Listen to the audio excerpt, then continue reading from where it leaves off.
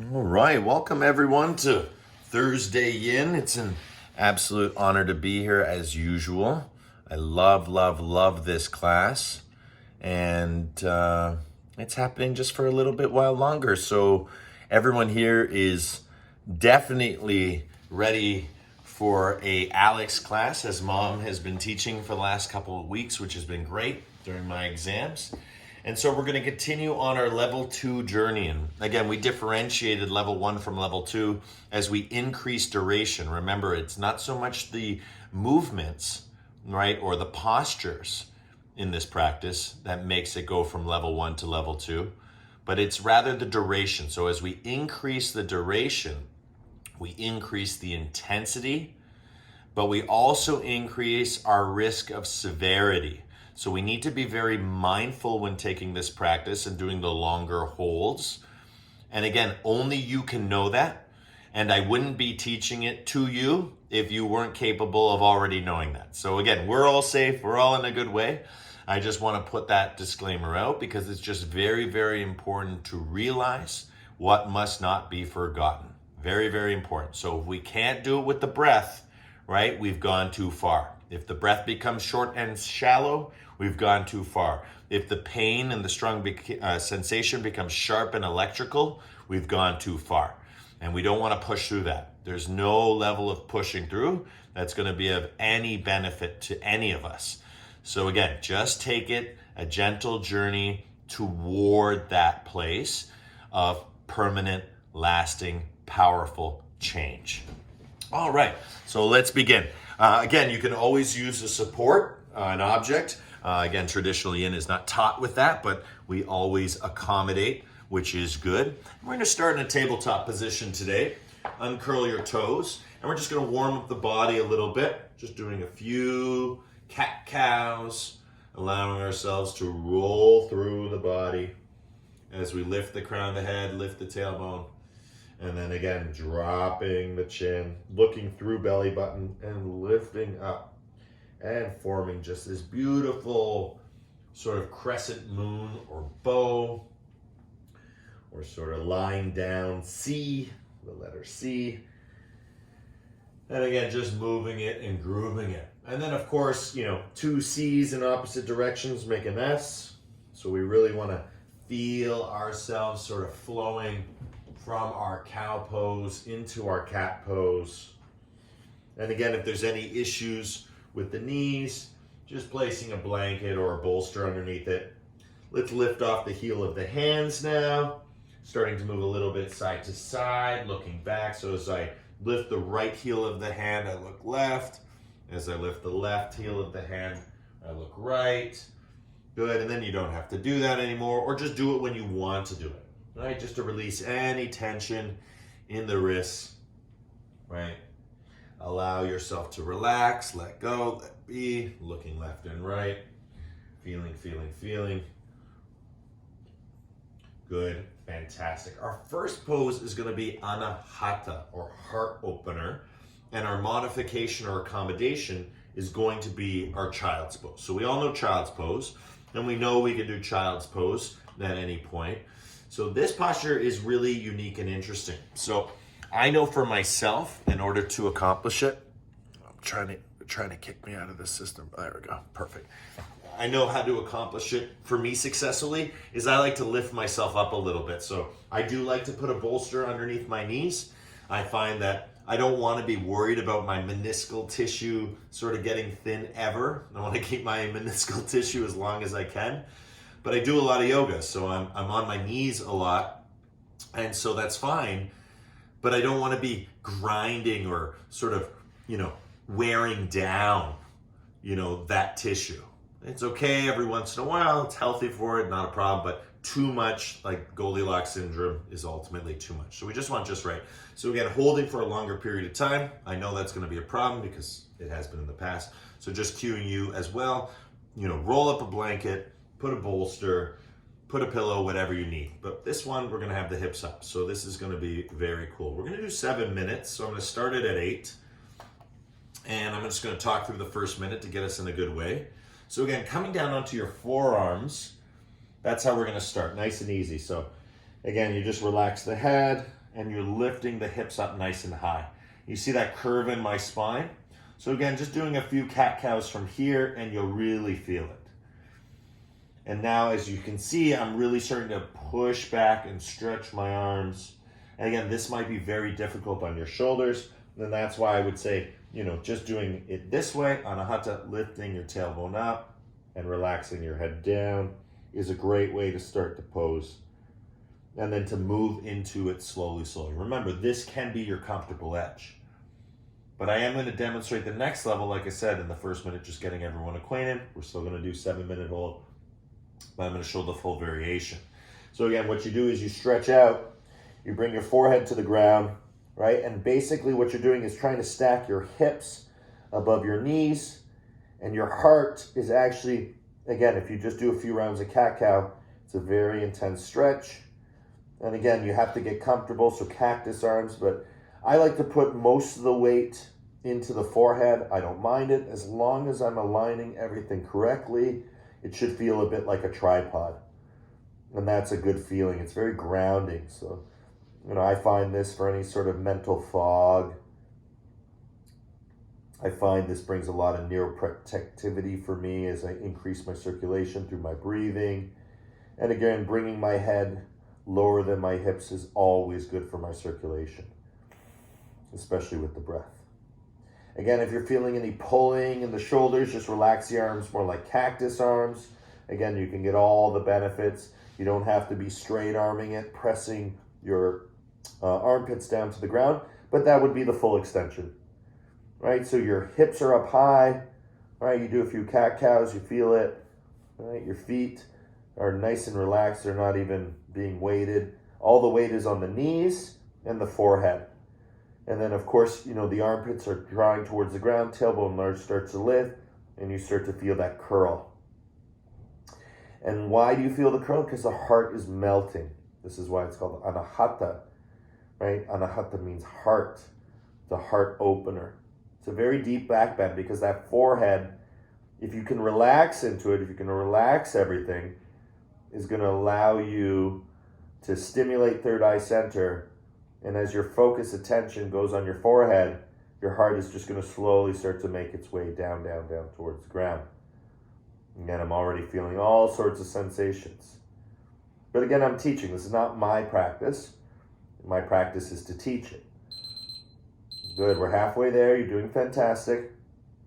Stay with it. Right? If you need to micro move through the whole thing, that's fine. Remember, we work our way toward yin. Right? Yin is a state of surrender. Right? Yin is a practice. Right? Don't just give in to this idea of surrender and not move and just, be where you are and not listening to your body. Right? That's not helping you. I've always explained it like when someone talks to you, it's really important to acknowledge and listen, right? Listen through acknowledgement and acknowledge through listening, right? If you're just being heard, not in the good way I say it, but in the bad way, like someone's just hearing you, right? They're not actually listening to you, right? That can be very dangerous because they're not actually hearing what you're saying, and so there's no acknowledgement, there's no reciprocity. So while you're in the posture, you really have to listen to what your body is telling you. So if it's to back off, it's to back off, right? If it's to go deeper, go deeper. Right? For me, it's just to be here and teach. I'd like to go deeper. That's what my ego, right, wants me to do, but it's not my practice. Right? So this is a great place to teach from because I'm comfortable. I'm at the comfortable edge. I'm able to breathe freely. I'm able to talk freely. But if I go a little further, as you can tell, now it's getting, you hear it in my breath. And that might be fine if I'm not teaching, because I can learn to relax into that. But for today, I just want to back off a bit. It's just in my shoulders. It's just a little too intense in my shoulders. So I just widen out the arms, elbows out a little wider. But again, spine is pretty much staying on that beautiful curl. And I'm really understanding what this posture is all about as it progresses. Very powerful. Right, really good for your lymphatic system. Right, the lymphatic system is the sort of sewers of the blood. So the blood is like the roadways. It's what, all the nutrients travel along. All the cells are nourished by. But the lymphatic system is where all the toxic stuff gets, or all the runoff gets put into. It's another system. And it really just flushes everything out of your body. And so this posture with the arms out like this, right, pushing the arms, so the armpits down towards the ground, is really stimulating that lymphatic system.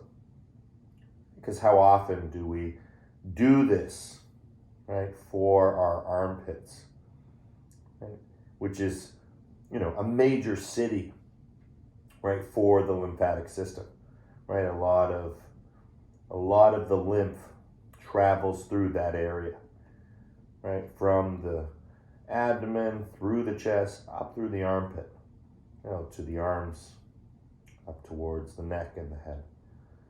So again, getting this drain or this release.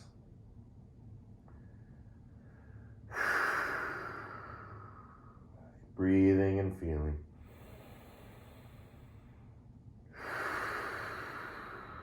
Anahata, right? Heart opening pose.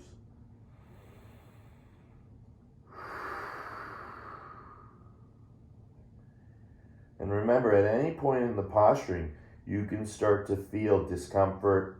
That's okay, right? Strong sensation, that's okay. But once you feel past that you've lost that comfortable edge, you're feeling uncomfortable, gotta be able to back off. You can back off quickly or slowly, right? You know you best. Right? A true leader makes other leaders, not followers. So my job as guru is to make other gurus. So each of you are a guru. Each of you are a dispeller of that darkness, that ignorance. Right? First for ourselves. Right? First, call yourself guru. Get to that place where you are your own guru. And then grow towards the next place, which is you are another person's guru, which you don't need to be called guru. It's just the very notion. It's a verb. It's not a noun. It's not something you write on a business card or put in a bio. Right? It's something that you are. It's a verb. Right? You are the guru of this moment, which means you are the light. Right? You are the illumination. You are breathing. You are receiving. You are giving. You are living. Your truest self. With all those beautiful teachings, nice long time to distract. Bring those elbows in. Trust me, it's a little shaky, a little bit more powerful than you may realize, and you might feel a lot more lightheaded than you realize because that third eye stimulation is quite powerful. And just start to move it around. It's also on a physiological level, just the stimulation or in the increased circulation from the hips to the head. Again, very powerful pose. It's great to be back teaching Yin. And hope you're happy to have me back. Mom did a wonderful job the past few weeks during my examinations.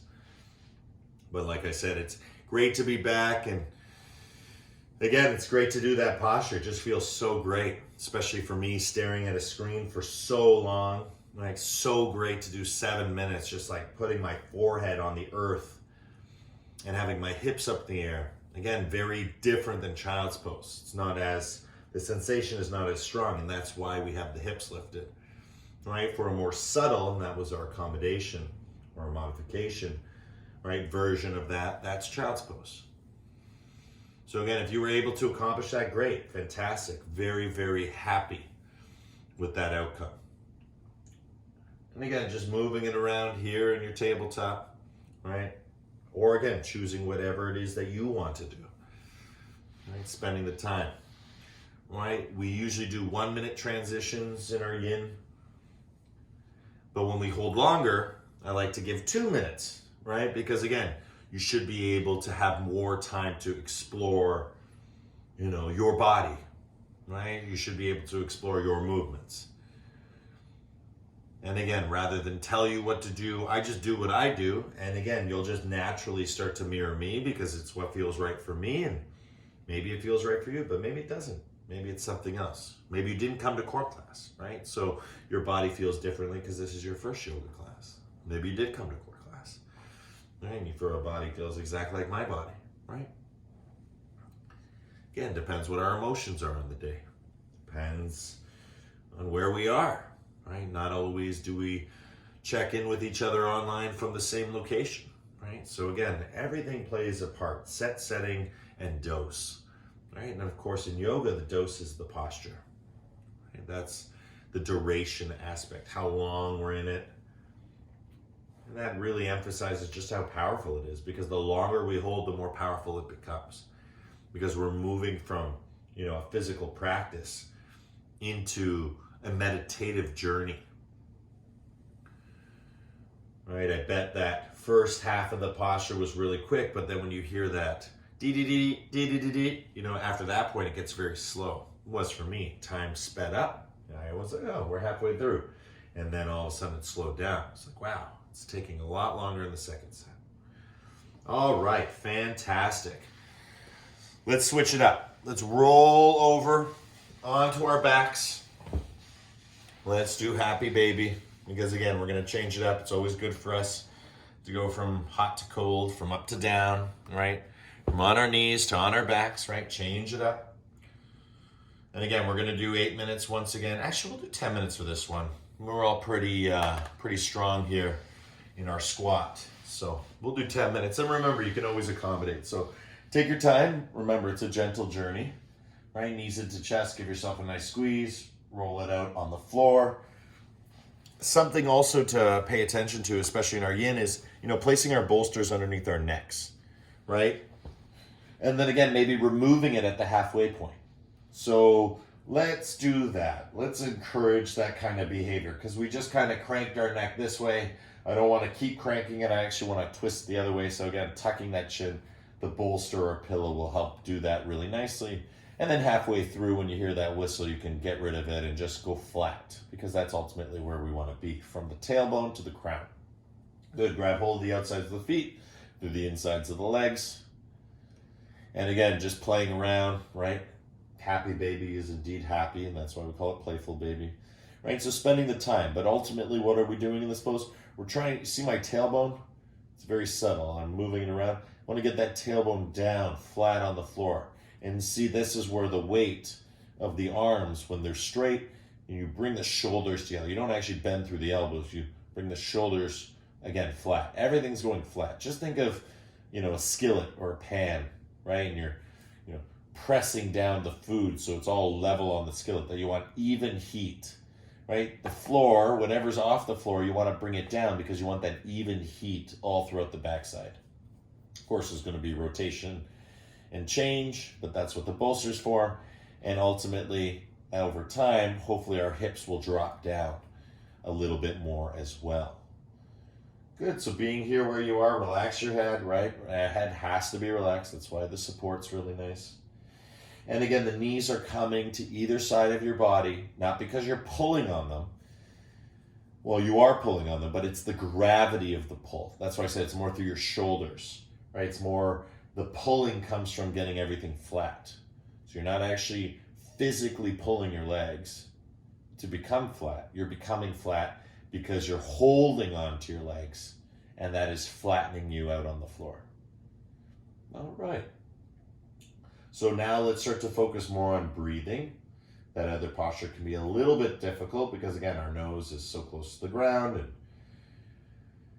and the sensation's a little different, but now you have all this space around you, right? And you have all this space. So breathe in what the earth is breathing out. Even if you're at home, like me, inside, you're still getting fresh, rich oxygen, right? You're still getting fresh, rich prana, right? The life force energy, right? This energy doesn't exist on Mars. It doesn't exist on Venus, right? It doesn't exist on the 2 closest planets. It doesn't exist on the moon. It doesn't exist on asteroids, right? It's very special to Earth, right? And that's because of the power of the sun, right? The sun just is, perfectly acquainted with us, gifting us, not just the life force energy through light, right? No light, no life, but also through gravity. And that's what we're experiencing now. We were in the other pose, but now we're experiencing it once again. right? From a little bit of a different advantage point. This time we have, it's pouring through our hearts to our backs. Right? The other time it was pouring from our backs through to our hearts. You might have a preference, right? One opened the heart. This one's opening up the hips. Sometimes we go hips to heart. Other times we go heart to hips, right? We change up the pattern. By changing up the pattern, right, it offers us a different power, right? A different song. You go from, blues to rock and roll. You go from rock and roll, right, to house or trance, right? Change it, it evolves, it grows. Right? That way it grew externally with the technology, but in yoga, it's internal technology.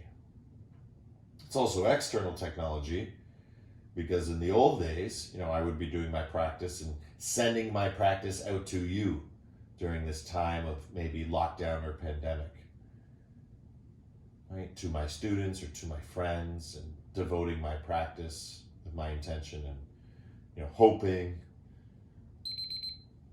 Good, we're halfway there, because energy cannot be created or destroyed, that it will be received. But with the power of technology, outer technology, meeting inner technology, we're able to practice together from our different places. And so what's the same is the spaces, right? What you're feeling, what I'm feeling, right? We're sharing that same space. That's the same space, right? The experience. The knowledge of that experience is able to be transferred from my place to your place. And again, this is the first time it's ever been done in history. So it's absolutely wonderful to be here now. It is an extreme, supreme gift to be living in such, audacious and auspicious times. Right? As the good gets gooder, the bad gets badder. As the right gets righter, the wrong gets wronger. Right? For every action, there's a opposite and equal reaction. It's how our universe has always worked and how it's always brought itself back into balance. Right? From life, there'll be no life. From no life, there'll be life. The less life there is, the more potential there is for life to be. The more life there is, the less potential there is for life to be. The more potential there is for less life to be. Right? It's always balancing itself. The energy, the prana, right? The nature of nature. And as we know through the gunas, right? The gunas are the, yogic philosophy of change, right? Kind of like yin and yang in the Taoist tradition, the yoga tradition. It's tripartite. It's three-part. We have sattva, we have raja, and we have tamas. And these three changes, right, go from, subtle to gross, from small to big, from, inactive to active. And of course, what's that third part is the interactive, right? And that's the key to the consciousness. That's the rainbow way. That's the light, right? The gravity is the active. It's always happening. And it also pushes us down to the inactive, right? It's what transforms a coal into a diamond. Right? It's what transforms a caterpillar into a butterfly. But of course, these transformations would never occur without that interactivity between what is active and what is inactive. What is yang and what is yin. What is ha and what is tha. What is up and what is down. So it's the interactivity that's the key to this consciousness. Okay, can Continuing to breathe, continuing to receive, really flatten out your spine, really check in with yourself. Really see if you can find some new micro movements to bring yourself a little bit lower into it, right? No forcing, no fixing, just allowing and accepting, right? The natural alignment to unfold. Again, I'm starting to feel a bit of a quiver now, right? There's just this natural energy that has just sprung forth. That's okay. I'm comfortable. I'm at the comfortable edge. Obviously, I'm at the edge because the quiver is there. So again, it's like looking off to the ocean from the safety of the beach, right? I'm not in the water. I don't have to worry about the wave. But if I'm in the water, I got to worry about the wave. That quiver could be something that might be too much, but I'm not that deep. Right? I'm at the comfortable edge. What is the comfortable edge? Where that deep, peaceful, long breathing abides. And it always abides there. Right? Deep, long, peaceful breathing abides. And it always abides there. The more we breathe in, the more we can breathe out. Beautiful. And now we can release down. Fantastic. Whoa. Take a nice gentle journey. Again, there's no rush. Woohoo. That was good. And again, I'm going to recommend tailbone tilts. Again, you do you. Right? Maybe you want a windshield wiper. That might be a little intense right now. I'm feeling it. It's like, it's not quite there. Again, something woke up, right? Something awakened. Never a bad thing. But now that it's done, it's time to put it back to rest, right? You don't want to keep it there, right? You want to ground it. You want to move it through, right? You want to express it throughout the whole body.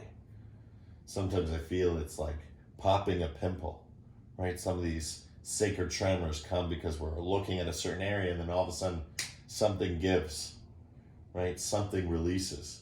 And then it wants to know where to go. It's like, where do I go? Where do I go? Where do I go?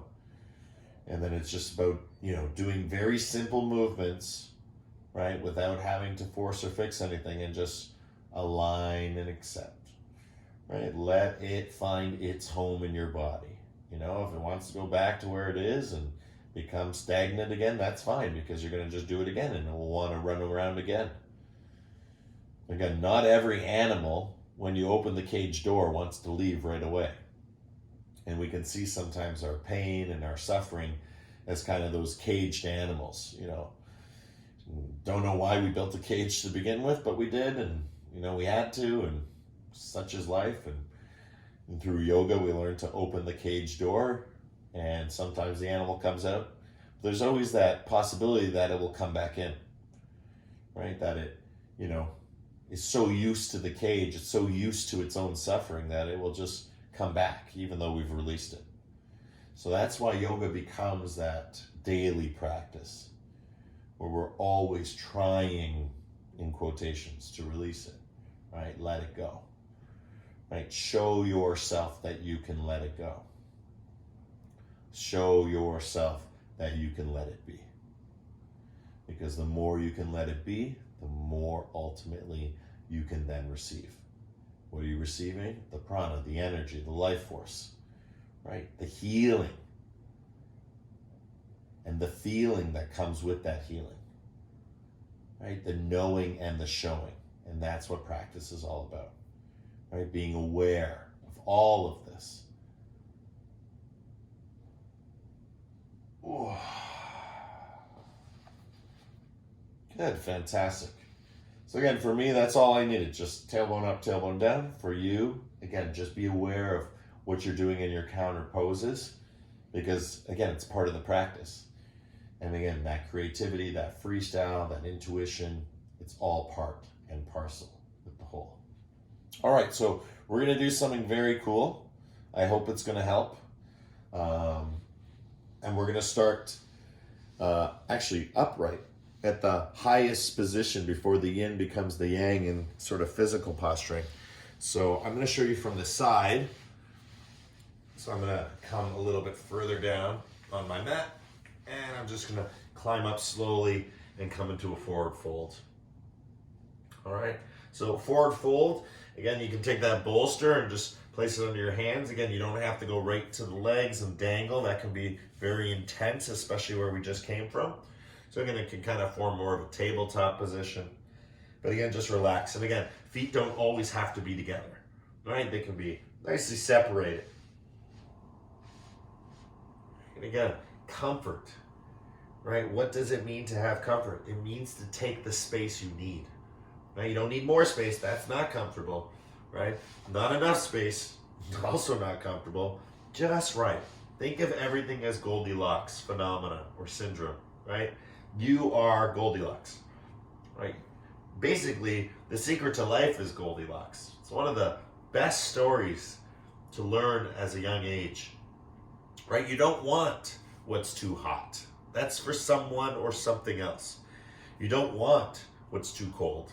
That's for someone or something else. And don't let anyone make you feel that you have to eat it, right? You have to do it, right? Again, in my yoga journey, I had teachers that, they weren't really teachers. They were instructors of what they knew. And what they knew was how to feed, people cold oatmeal. But it wasn't cold to those people. It was, just right. But for me, it was too cold. And I had other teachers that learned to feed, good oatmeal, right? The oatmeal was great, filled with nuts and berries and all sorts of stuff, but it was too hot. No matter how much I tried to eat it, it was just too hot. And for some people, this class is going to be that experience, that phenomenon. Maybe in a year from now, they'll be ready for it. Right? Maybe in a year from now, their taste or their palate or the physiology of their tongue will strengthen, and it will be just right.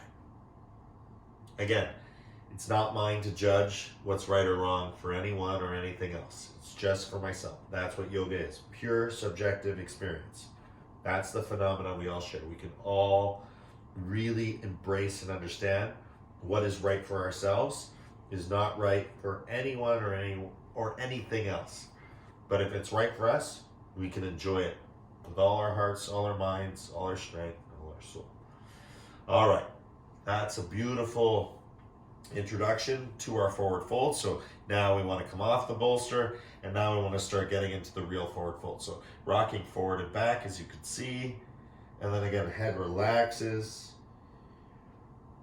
Some people, teachers, teach the bent knee forward fold. That's fine, right? But I would encourage you just to, back off a little bit, maybe frame yourself. So I'm going to come closer now. Doop-a-doop-doop-doo. That you don't need to see. Perfect.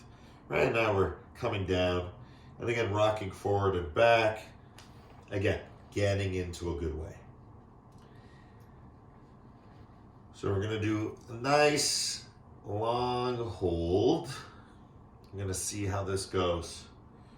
Again, it might be too much, right? Too long in the dangle. But again, really encouraging, right? Circulation and stimulation simultaneously through passive, chill, relaxed movements. And we did Anahatasana. Then we moved to Happy Baby. Now we're moving into forward fold. There's a reason for it. We have one more posture, hopefully, to go. And just relax, right? It's all about tension here. I notice in forward fold, it's all about involuntary tension. There's always an aspect of something you may not be aware of. Maybe it's in your arms or your shoulders. So you really want to just keep body scanning throughout this sort of practice. And again, it can get a little intense for some people to be dangling for so long. So if that is true, right, and it's too much, don't come up, right? Just come into squat. I'm not going to demonstrate because, again, everyone here knows what squat is. And everyone knows that squat and, forward fold go together like peanut butter and jelly. They're different, but they're so complementary.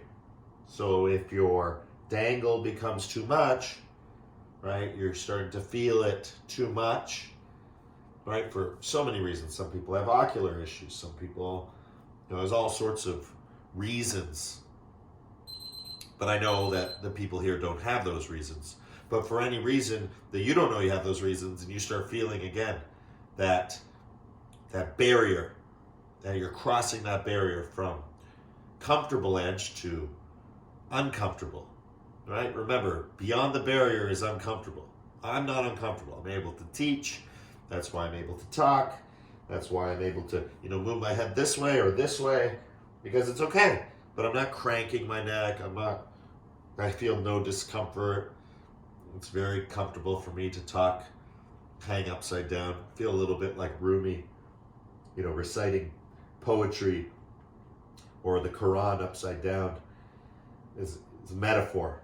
He said he memorized the Quran upside down and backward and forward, part of his spiritual genius. So right now I feel like that metaphor is ringing true. So it's actually very enjoyable to be kind of in an upside down position, speaking and teaching. Because again, the teachings from upside down somehow, some way appear more right side up. That makes sense to you, being upside down with me. So again, just relax everything.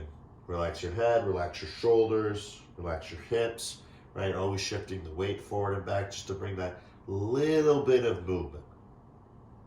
But again, stillness reigns supreme. So over time, right, everything just gets heavier and heavier. Right? You start to really feel that permanent lasting change in the body. And if you need to accommodate and modify, you just go right into your squat. Right? There's no problem. Squat's wonderful. And again, once you're in squat, you relax the head, let everything sort of rebalance itself, recalibrate. But if you can endure and keep enduring, we only got 3 minutes left. You're doing fantastic.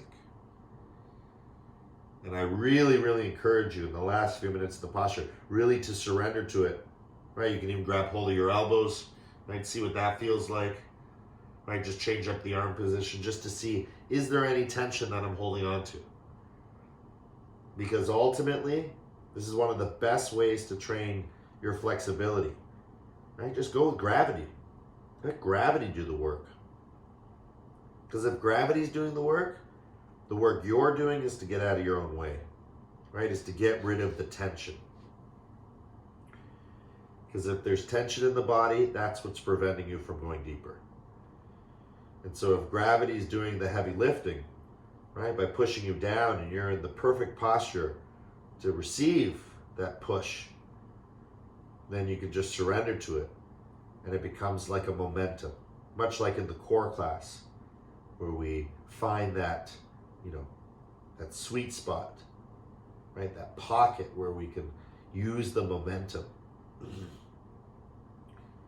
Now, in Yin, it's the same thing. Right? Gravity shows us that space that we can move into.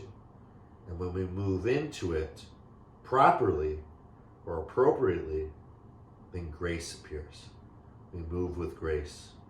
We move with love. And the body softens. And there's more space. Because every time we encounter some type of matter, always remember within that matter there's more space. And that's why we do the Brahmari, and that's why we ride the comfortable edge, and that's why we hang out on the beach, right? Because we watch the waves rise and fall. And we watch and we watch and we watch until we become the wave without ever having to be the wave. We're just being ourselves, as is the wave, so we can share that. The wave is itself. We are ourselves. We share that. That's what's non-separate, our being. Very hard for the mind to understand this. It can only really be understood in experience. Right? Where you and the wave are one. The wave and you can only be one if there's no wave and there's no you. It's just a being. The wave is being. You are being. And you're no longer seeing the wave as separate. Because it's not. It's all connected. Wonderful. Ooh-wee. Did so great there. Nice long hold. Come down. Tabletop position or take the squat. I'm going to take the squat because I want to let that energy now go and flush right down. That's it. Move and groove. You got 2 minutes to enjoy. Ooh, that was a nice hold. Haven't done that in a while. And again, that lightness, right? That obviously comes from circulation. You know, we're change that, right? Blood rushing to the head, right? Coldplay has a beautiful song about a rush of blood to the head, right? When it's too fast, right? It's too hot, it's too much, right? For some people, that was way too long, right? Right, so it's too cold. For us, here, today, live, it was just right. And you know it's just right because you can stay with the breath. As the teacher, I know it's just right because I can stay with the teaching. And that's the gift of being here now. You're here, right? That's the space, right? Or really, it's the place. And then the now is the space, place, right? Being here, being now, space, and place as one. And as yogis, our practice is to become one in that oneness. So there's no separation. And that's the beauty of this practice.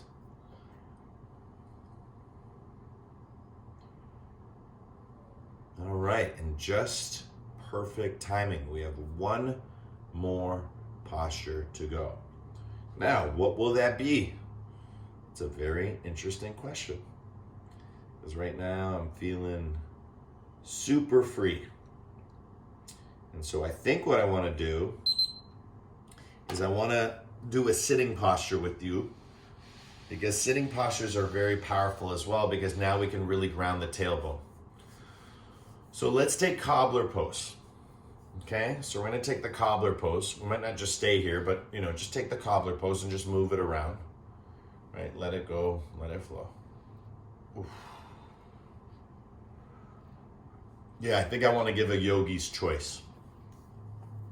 So we're either going to take Cobbler Pose, right? Because it's just, again, it's a beautiful posture. It can really help us recirculate from our last posture and relax, drop it all into the hips. Or, again, that's where I say I was feeling this interesting. You're going to go into, because we did the happy baby, you can either open it into the cobbler or we can cross it into the shoelace. And I give the option because I know shoelace for some people, as soon as they say it, they're like, so again, choose which one you want. You want to open up the hips or you want to open up the hips by going internal rather than external. They're both opening the hips. So if you're going internal rather than external, you're going to cross right over left, just like this. And then you kind of give a little shimmy shuffle. And then you can always sit on your bolster just to give you a little bit more height. Again, never be ashamed by using supports. There's nothing wrong with supports. Supports are wonderful, right? They allow us to be more gentle with ourselves. We can actually get more out of it, right? You can, trust me, you can ride a bicycle a lot longer as a tricycle than a bicycle, because the moment you fall asleep on a bicycle, you fall over. Fall asleep on a tricycle, at least the bike won't fall. Just remember that. It's a really important teaching. Okay, so here in Cobbler, we're gonna go for, again, 8 minutes, perfect. So if you're holding the Cobbler, you're gonna hold for 8. If you're holding the shoelace, we're gonna do 4 and 4, which again is a very long time, all right? Again, 8 on one side, 8 on the other, you know, that's gonna be level 3 because that's a 16-minute hold. That would be a long time. So again, we're still progressing. Usually when we do a shoelace, we do 3 and 3, so 6. So now we're doing 8, so we're adding an extra minute on the top. Again, an 8-minute cobbler. Actually, you know what? Let's go for 10. I'm going to go for the whole 10. Let's do 5 and 5. Let's really commit to this level 2 consciousness thing that we're talking. Yeah, exactly. Hands up in the air. I love that. Thanks for the feedback, Britt. I see you like on the corner of the screen, like this big right now. So it's fantastic on my little 14-inch MacBooks. But the energy was there. I felt it. You caught my eye. All right. So I'm going into shoelace, but I am going to show cobbler again. And again, I'm going to use the support because you can use it from both ways. Relax the head, relax the shoulders, relax everything. All right, 10 minutes here. That's a long time, right? You're going to get lots of strong sensation. Some people have never held a 10-minute cobbler, so go for it. Today's your day to do it. You're going to externally rotate. It's going to feel wonderful. Again, make sure your diamond shape is nice and, again, not too wide, right? Not too cold, right? Not too close, not too hot, right? Just right, right? What's just right? I can't tell you that. I can only guide you to the guru inside that will tell you that. Because the guru inside knows. You know what just right is. We all know what just right is for ourselves. I know exactly how hot I like my oatmeal, right? Or my porridge in the proverbial story or figurative story, right? So you do too. All right, if you're going for shoelace, fantastic. That internal rotation, same thing, right? Relax your head, relax your shoulders. Everything relaxes down. You can even rest your forehead on your knee, or as I prefer, I like to rest my chest on top of my knee. Again, sitting on the bolster helps, right? It's a long time, 5 minutes on each side. That we have never done.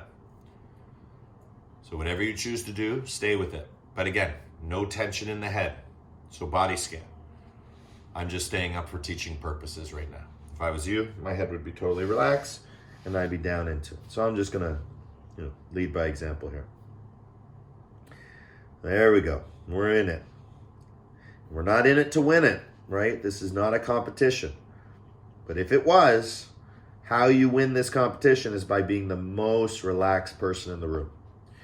Can you be the most relaxed person in the room? Can you literally compete against everyone else who's practicing yoga, or compete against yourself to do your personal best or to achieve that?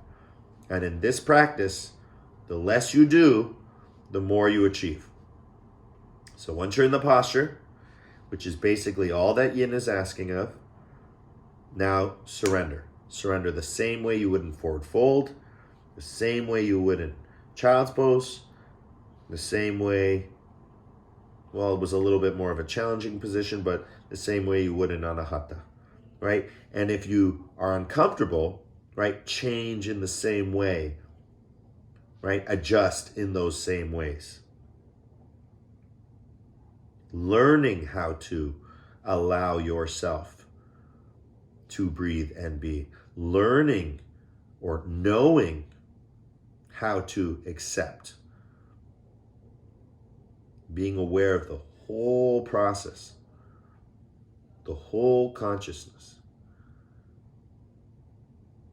And again, if you're enjoying your cobbler and want to remove your bolster, go ahead. Right? It's just a training wheel. It's just a support. Again, I'm going to release it because, you know what? That comfortable edge feels a lot more comfortable letting it go. Right? I got this strength back, or the stretch back. Whatever the sensation, however you want to identify it. Right? As you start to surrender, you'll start to go deeper. And maybe the strong sensation disappears, and that's okay. You still just stay there and ride it out. That's great. Because now you've created that permanent lasting change. The floor is now established. So what was once a ceiling has now become a floor.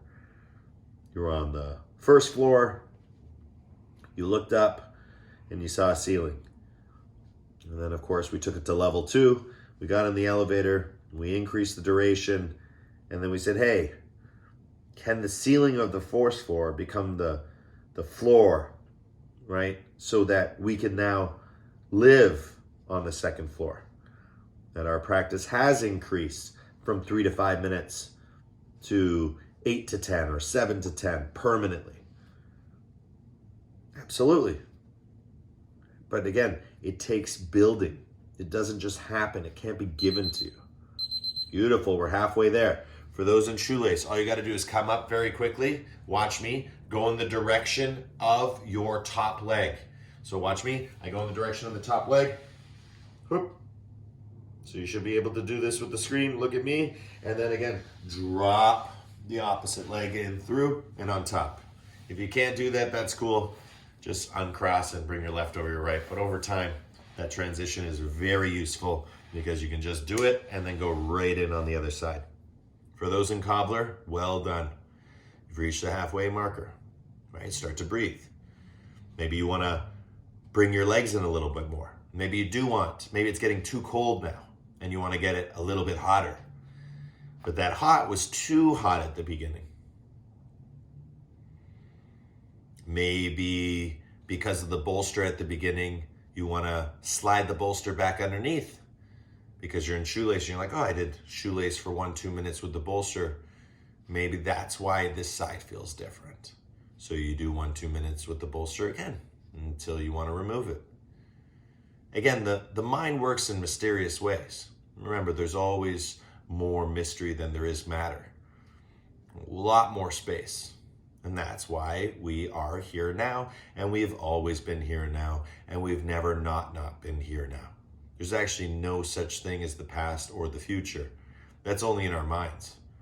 Our bodies have only been in the present moment. It's, when I think about it, it's almost frustrating how oblivious we are, or how illiterate our consciousness is. It's like we can't read, we can't know, we can't even show this to ourselves. We actually do believe there's a tomorrow, and we do believe there's a yesterday. And although this is true, it is only true in our minds. There actually is no such thing as yesterday or tomorrow, because all we've ever been is present. And that's why the Buddha, taught, and I'm sure it was a teaching much older than that. If you jump into the river, right, do you ever, and he meant ever, enter the same place twice? So although it appears that we're jumping into the same spot, right, the water has changed. The life has changed. The planet has literally changed its, coordinate in the universe. Because the sun is not just still, right? The sun is moving. Everything is in motion. And so today is not yesterday, and tomorrow is not today. And so all we've ever experienced is the present moment. We can ruminate on the past, right? We can project into the future. But ultimately, we have been here now since the beginning. And when was that? When it began. Do we need to know what that is? We, our egos, no. Do our cells? Our cells absolutely do.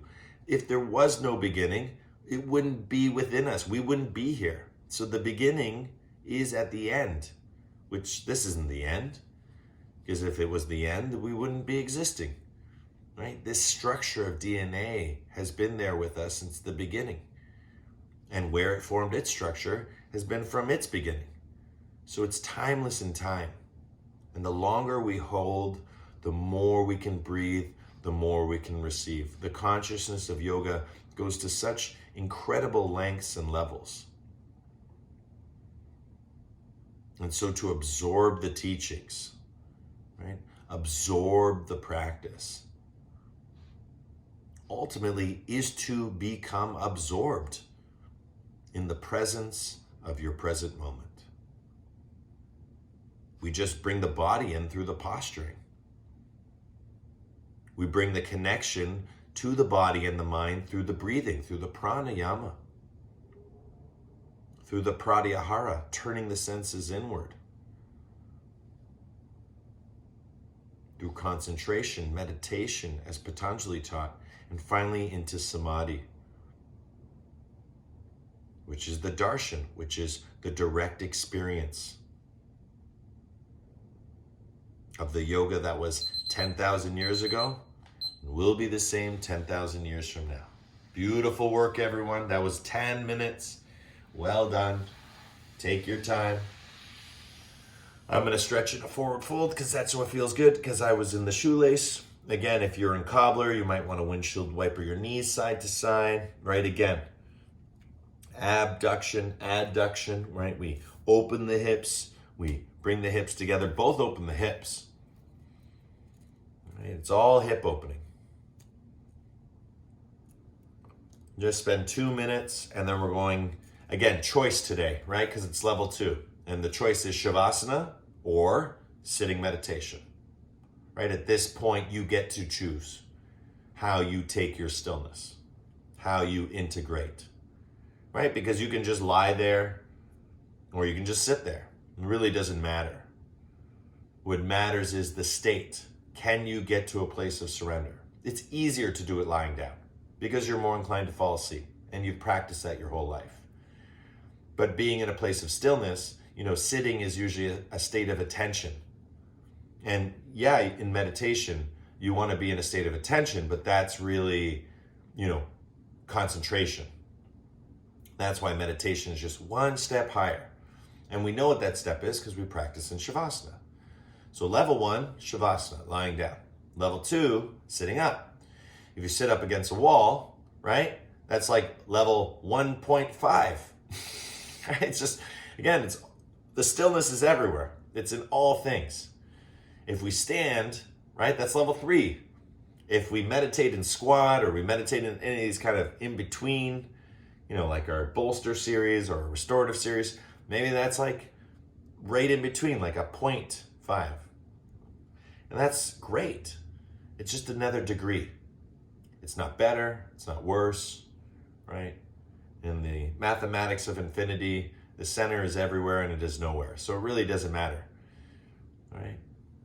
We are looking for one, ourselves, right?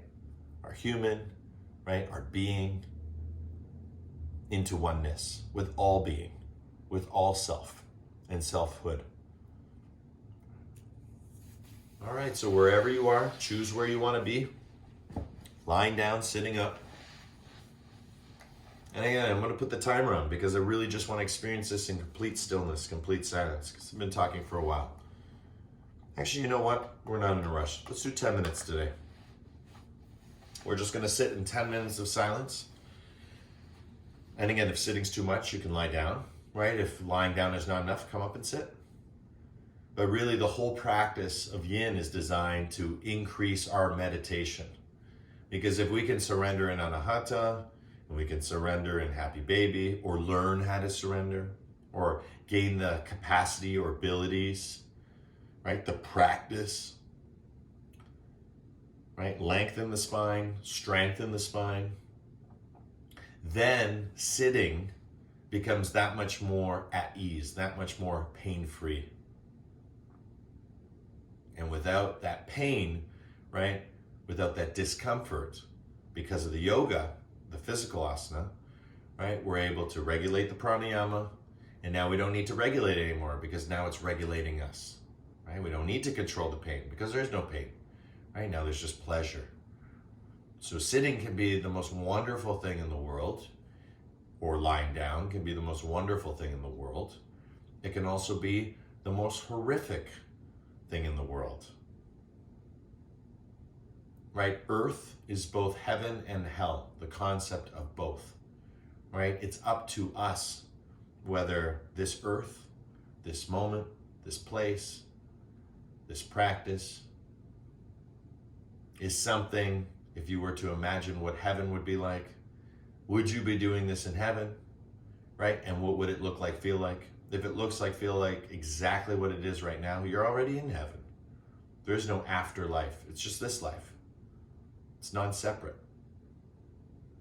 Or vice versa, right? If there's pain and, you can't get out of that pain and you see me sitting, so you want to sit, right? That's hell, right? That's you're trying to be someone you're not. You can't get out of your own way. Just be yourself. Everyone else is taken, right? It's a practice. I had to learn this lesson. It was very hard because I made these mistakes. And that's why I can teach through them, right? Because I'm on that other side now. But I say it takes years, but it's not really years, it's just a moment. Some people learn the lesson right now and they get it. They'll forever get it. Other people get it and then lose it, and then get it again and then lose it. As long as they keep getting it, right, that's what's important. And then there's those who will never get it. And there again lies our metaphor of the Goldilocks syndrome. So 8 minutes left. Let's just enjoy the beautiful spaciousness of silence, of stillness, and of space.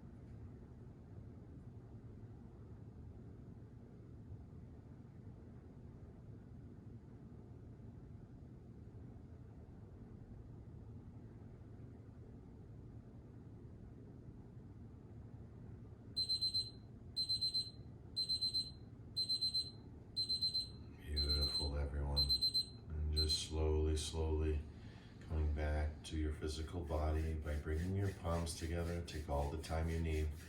And you'll wish to sit longer because the effects are just starting to settle in. Remember, at this point, it's not about time, right? It's about timelessness, right? Whether we get there in 5 minutes, whether we get there in 10 minutes, whether we get there in an hour, the point is to get there. And then once we're there for no matter what the length of time. But if you have other commitments and moments like I do, it's time to wake up the brain, bring it back into an active place and creating stimulation in the brain by bringing the palms together in a very primal, visceral way to turn the brain back on. Again, can't do this if you're tired, right? It's too difficult. It's too much work. Good. Faster, faster, faster. 5, 4, 3, 2, and 1. Feel that space. Right? Anchor, remember. Right? Hold. Be held.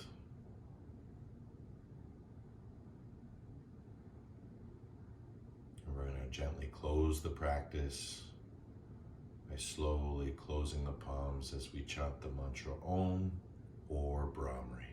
Deep breath in. Om.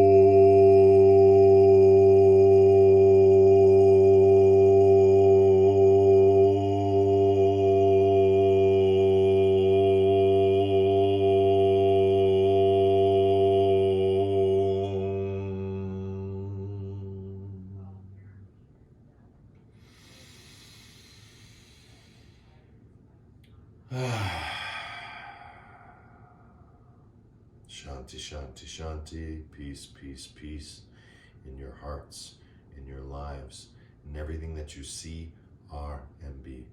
The divine in me sees and shares the divine in you, in love, with love, through love. Thank you everyone for coming out today and practicing. Namaste.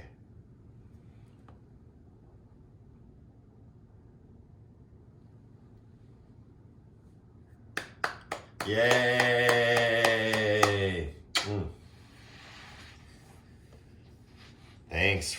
Thanks, Fran. Got some extra.